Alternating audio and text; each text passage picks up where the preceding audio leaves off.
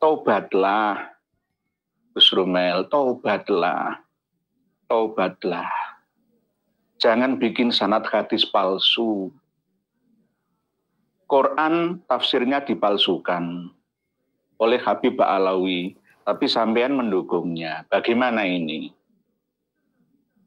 Ahlul Bait selalu diarahkan ke habaib yang tidak mencintai, meragukan Habib, walaupun Habib itu setan sekalipun, berarti dia telah melukai hati Nabi. Barang siapa melukai hati Nabi Muhammad SAW sama dengan melukai hati Allah. Ngomong apa? Dikira orang Indonesia itu bodoh-bodoh piye? Jangan bikin sanad hadis palsu. Tafsir dipalsukan, hadis dipalsukan sanadnya. Terus yang ketiga, masih ngeyel, tes DNA saja. Loh, enak kan? Ayo tes DNA. Di seluruh dunia itu sudah 200 lebih habaib Ba'alawi yang melakukan tes DNA dan hasilnya sudah jelas. 99% akurat. Sudah jelas hasilnya Ba'alawi bukan cucu Nabi. Pada tahun 1030 itu selesai ditulis dengan lengkap, dan pada tahun 1351 itu nama baru dari kabilah Alu Ba'aleh dimasukkan ke dalam kitab itu. Orang yang dimasukkan ialah Muhammad bin Ali bin Alwi yang dikenal dengan Sohib Mirbat. Ini koror dari raja resmi ditandatangani pada Jumadil Akhir tahun 1351 Hijriah. Jadi ketika ada yang bertanya, ini agak kurang logis sih pertanyaan. Pembatalan Ba'alawi dari Mufti Yaman itu ya nggak begitu penting, karena yang penting itu kan memangnya Ba'alawi itu diisbat gitu kan. Ada hoax tentang pembatalan Ba'alawi, berarti itu indikasi kalau mereka itu diisbat. Nah, yang jadi pertanyaan kan apa buktinya kan gitu ya. Buktinya seperti ini, pada tahun 1351 dari Raja Yaman sendiri yang memasukkan nama Muhammad bin Ali Sohib Mirbat itu sebagai ashraf, yang secara silsilah itu sampai kepada yang baris terakhir ini, Muhammad Al-Bakir Ali Zainal Abidin bin Muhammad Al-Bakir bin Ali Zainal Abidin bin Imam Al-Husain Ibn Ilmam Husain Asib bin Imam Ali Ibn Abi Thalib karamallahu wajhah. Berarti ini penisbatan kan Pak? Berarti sejak kapan diisbat? Ya secara resmi sebagai raja, ini kan raja yang baru dilantik kalau nggak salah ya. Sebelumnya kan Yaman itu dikuasai oleh banyak kabilah-kabilah, dan Zaidiyah itu menguasai sekitar tahun ini, dan ini dari kabilah Hasani dari tahun 1351 udah ada. Nah pertanyaannya, biar banyak netizen nih, saya udah agak bisa mengikuti ritme orang-orang ketika ada bukti seperti ini terus ada pertanyaan. Berarti sebelum 1351 Ba'alawi itu nggak diisbat, nggak dipercaya sebagai keturunan Rasul oleh Mufti Zaidiyah. Kan gitu ya Pak Yusuf ya pertanyaannya. Oke, pertanyaan itu sebenarnya kan harus dijawab oleh orang ya. Oh iya, oke. Saya kembalikan ke Pak Yusuf dulu, saya ngambil kopi dulu Pak. Enggak lanjut aja. Kepada adik saya Gus Rumel Abbas. Sudah sering saya sampaikan, lihat video saya, khusus saya tujukan kepada panjenengan. Ada 3 video yang membantah tentang temuan satu kolam sanad-sanad hadis palsu yang jenengan tuliskan, dan sampai sekarang masih saya lihat di komunitas pamitnya ngantor punya panjenengan itu. Kok nggak punya rasa malu ya? Saya itu kadang-kadang heran ini. Haram memasukkan orang yang bukan turunan Nabi sebagai turunan Nabi. Jelas haram. Baru-baru ini Habib Ahmad Jamal Ba'aqil dari Batu Malang menyampaikan bahwa kita ini orang-orang yang tidak tahu sejarah, tidak tahu masalah, tidak pernah melihat makbaroh di Hadramaut di Syambal sana.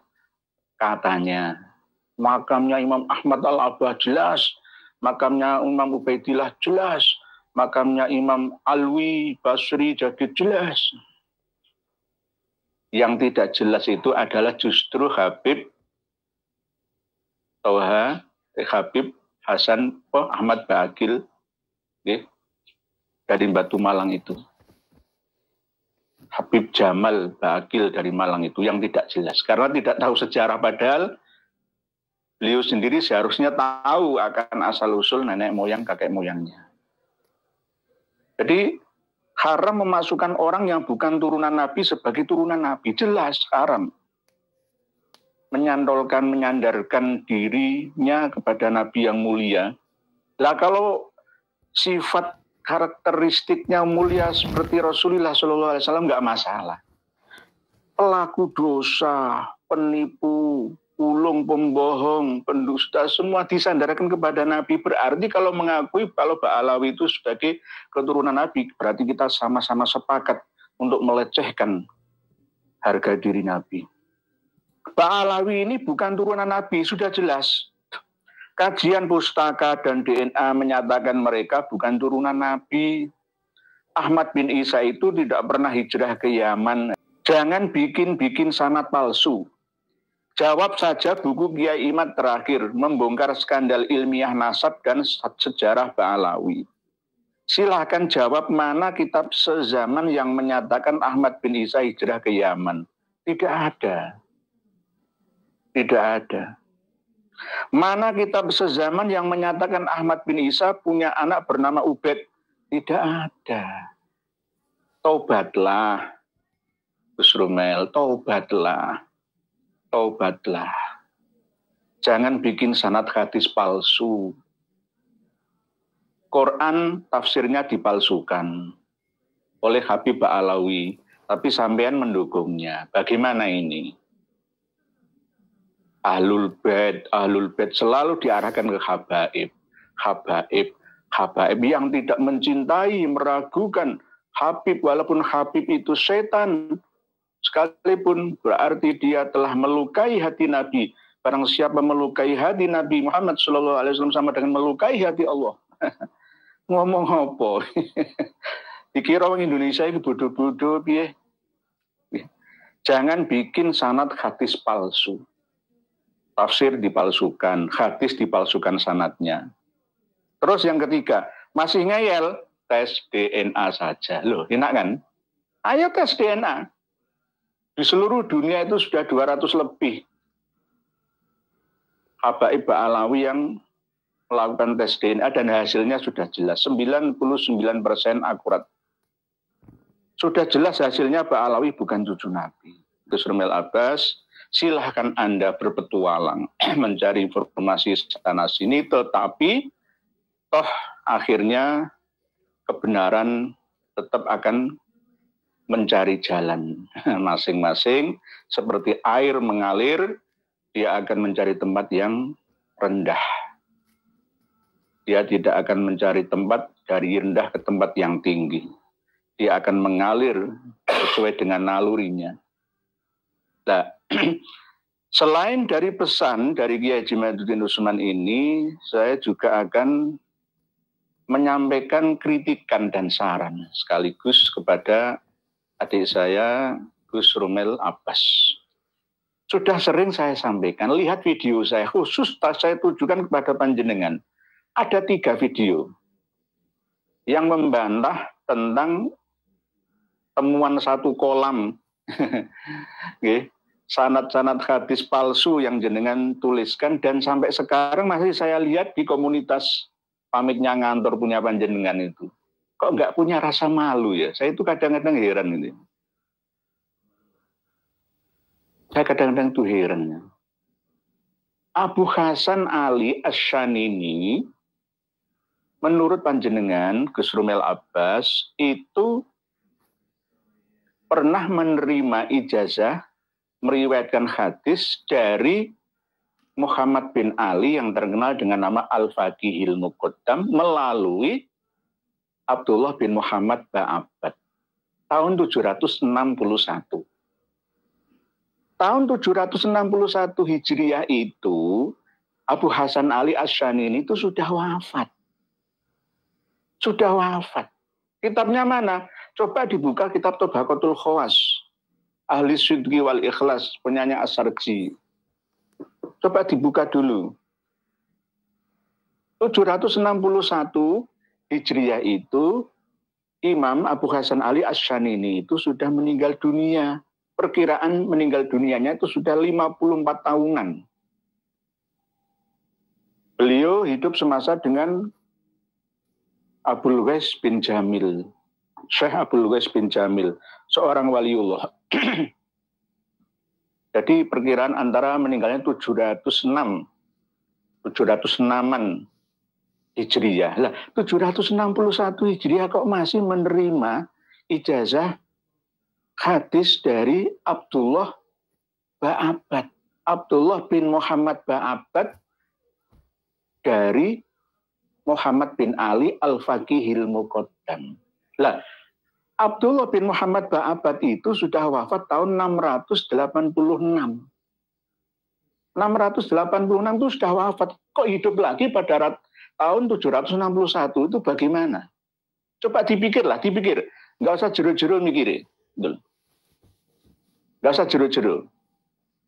761 masih bisa beraktivitas. Padahal dua-duanya sudah meninggal dunia.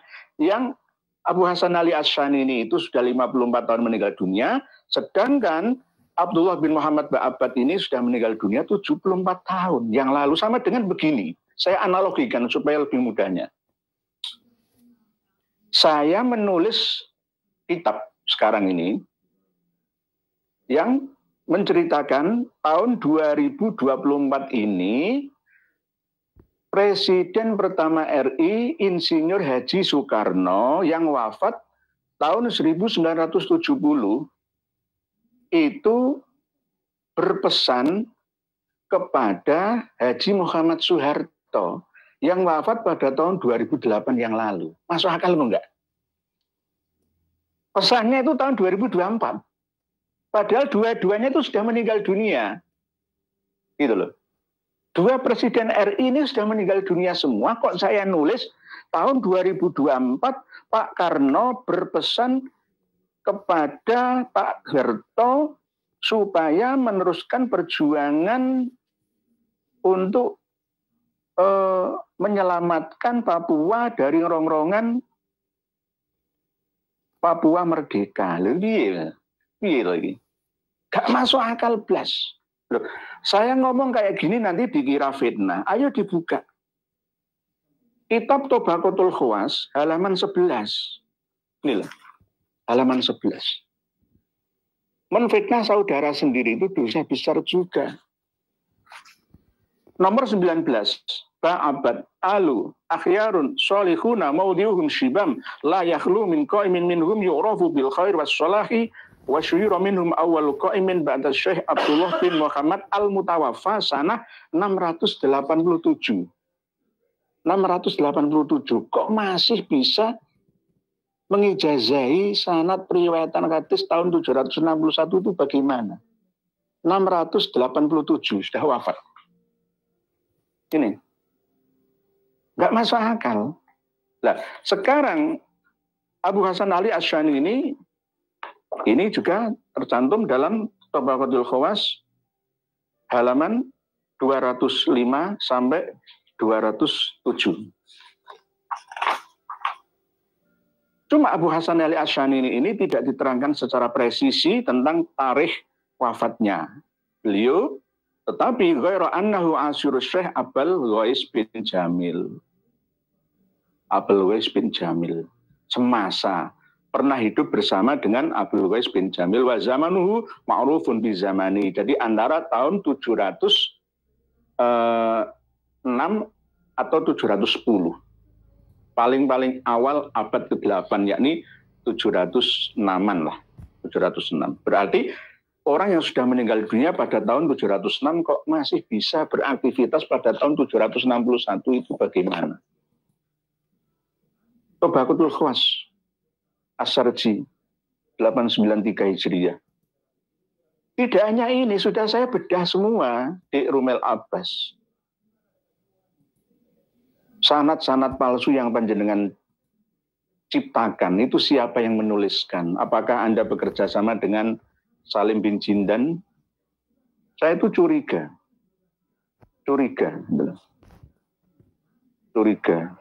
Nah, terus saya juga dituduh ya, bahwa ngomong Al-Jundi saja ora iso kok. Jadi Al-Janadi jadi Al-Jundi. Boleh Al-Janadi, boleh Al-Jundi. Boleh Ibnu Inabah, boleh Ibnu Ambah, boleh Ibnu Anibah. Yang penting tidak dibaca sukun semua. Kalau saya mengatakan Al-Jundi seperti di awal-awal penelitian ini bersama dengan Kiai Jimaduddin Usman dan kawan-kawan, ya Imam Al-Jundi karena ini. Apa saya tidak bisa membaca huruf Arab? As-suluk fi tobaqatil ulama'i wal muluk. Ta'lif Abi Abdillah Bahaiddin Muhammad bin Yusuf bin Ya'qub Al-Jundi. As-Saksaki Al-Kandi. Al-Mutawaffa sanah 732. Dan lihat. Bukan Al-Janadi, Al-Jundi. Jadi kalau ada yang mengatakan Al-Janadi ya boleh, Al-Jundi ya tidak salah. Ya kan? Boleh dilihat semua. Dikira saya ini berbohong, tukang fitnah. Lah, Al-Jundi bukan Al-Janadi.